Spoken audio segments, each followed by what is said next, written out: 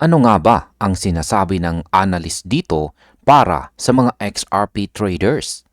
Sa ngayon, marami pong XRP traders ang nakatingin sa charts na may fresh na optimism. At bakit?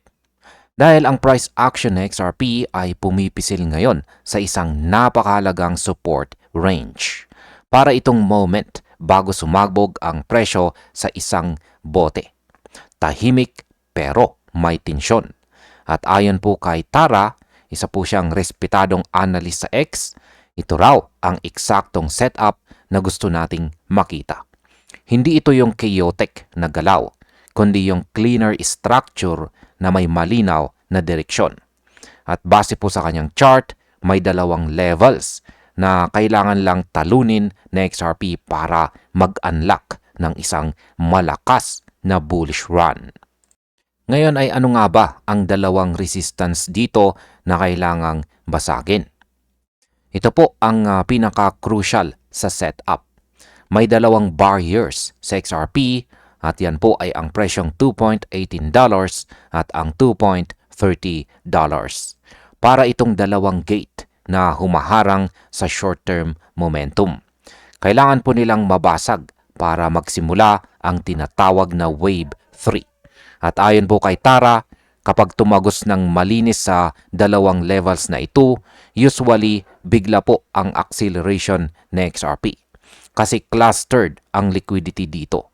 Kapag bumulusok pataas, agad itong nagkakaroon ng follow-through buying. Kaya marami pong traders ang nakaabang sa breakout confirmation, hindi po sa early FOMO entries. At ayan, ngayon ay ano naman ang aking masasabi tungkol dito. Yan po, maraming mga traders ang nagsasabing ito na ang calm before the pump. At base po sa structure, may sense ang sinabi nilang ito. Malinis ang consolidation, malakas ang support, malinaw ang resistance, at saka ready ang wave formation. Sa lahat po ng technical setups nitong buwan, ito po ang isa sa pinaka-malinaw.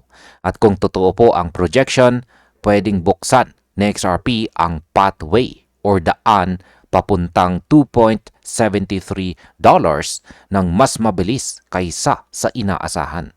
Kaya sa ngayon, ang mga traders ay nasa watch mode. Yan, or nagbabantay.